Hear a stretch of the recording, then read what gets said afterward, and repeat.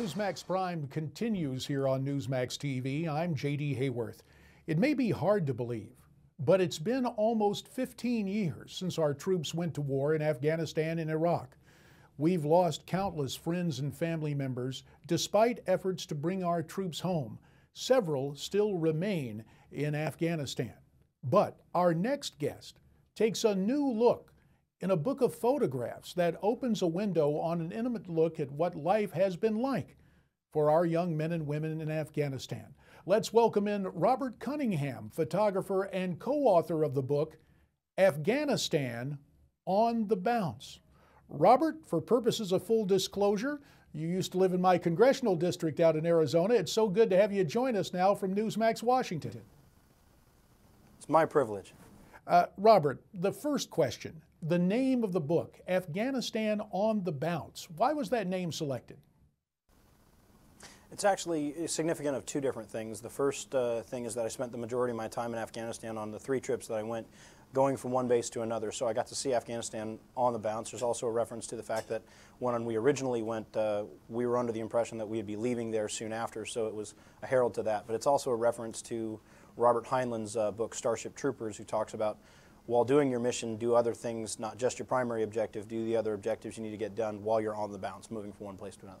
Heinlein wrote science fiction. You were involved in historical fact and something that continues. When you look back, Robert, how many units did you accompany during your photographic shoots? Over 40 that I was with during my times there, from small units to large units, a little over 40 different units of the military branches there. And obviously you were doing a different kind of shooting with a camera. How tough was it to be a full-fledged combat photographer in with those troops? It was a very big battle on my end, if I might use that term. You know, the idea of carrying a camera into a gunfight is a nerve-wracking thing, both physically, mentally, and otherwise. But I was honored and privileged to work with the best that our nation has at war at the worst times. So I was very well taken care of by our guys. Robert Cunningham, you had a chance to not only see our finest under fire, but also to see our troops interacting with civilians. When you look back on it during your 3 trips, what was the relationship between Afghans and our troops for the most part?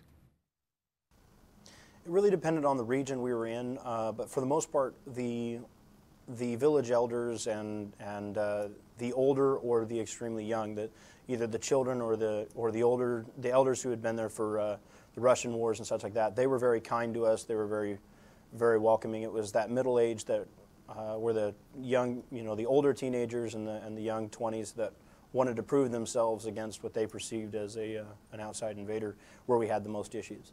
It is said that photographers possess an eye, not only for the composition of a photograph, but of their subjects. Were you able to discern those people who were not especially friendly to American troops? Was it fairly obvious to you? One of the cues that our commanders, mentioned, one of the captains I was with made a comment to me. He said he liked when I was there that when I pointed a camera at a crowd, a handful of them would turn away or walk away, and those were the guys that they wanted to go talk to the most, because the people who didn't want to be photographed over there were the kind that they were concerned would be doing something. So it was kind of fun to use me as a litmus test, he said, to see whether they liked us or not. So Robert, let me get this straight. In essence, when you were out with these different combat groups, if you had the camera and people turned their backs, I guess it could be a form of photographic profiling in essence. Well, it certainly allowed the commanders and on-scene guys to look and weed out and go, okay, maybe we should talk to those guys and take a look at them.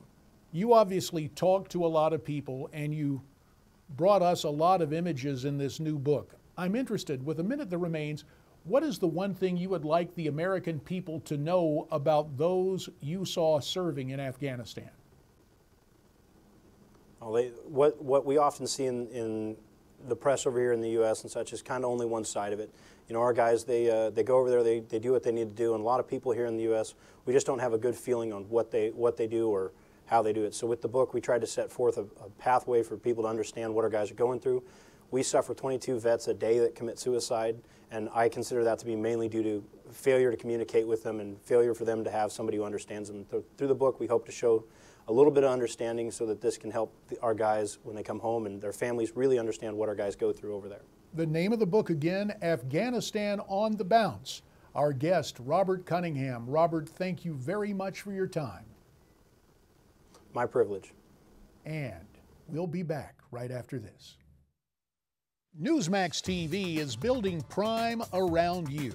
This is your chance to join the conversation. It's easy to connect with us via social media. Share your opinion. Just email me here, newsmaxprime@newsmaxtv.com, or on Facebook at facebook.com/newsmaxprime, or on Twitter at twitter.com/newsmaxprime.